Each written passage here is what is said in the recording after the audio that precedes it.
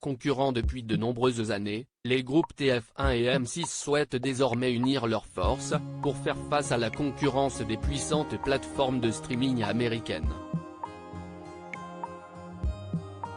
En effet, alors que le principal actionnaire allemand du groupe M6 a pris la décision de vendre la majorité de ses parts de l'entreprise, le groupe TF1 s'est porté candidat au rachat, enclenchant ainsi un processus de fusion entre les deux sociétés rivales.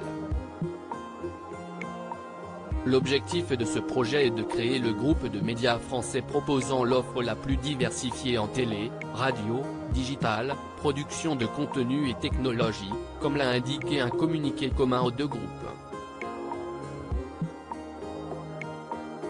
Dans le détail, le groupe Bouygues, qui est le principal actionnaire du groupe TF1, va devoir débourser la somme de 641 millions d'euros pour racheter 30% du capital du groupe M6, actuellement détenu par RTL Group.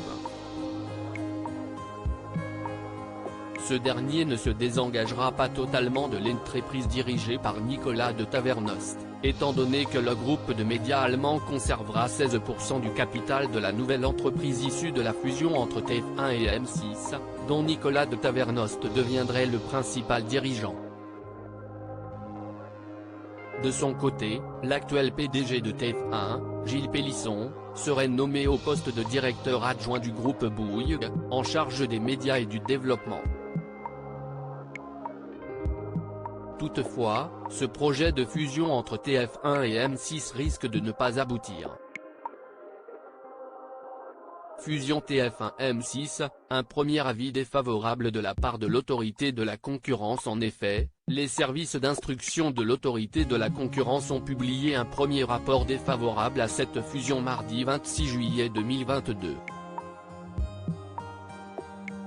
L'institution s'inquiète notamment des problèmes de concurrence significatifs dans la publicité télévisuelle, étant donné que la nouvelle société résultant du rapprochement entre TF1 et M6 détiendrait pas moins de 75% du marché publicitaire.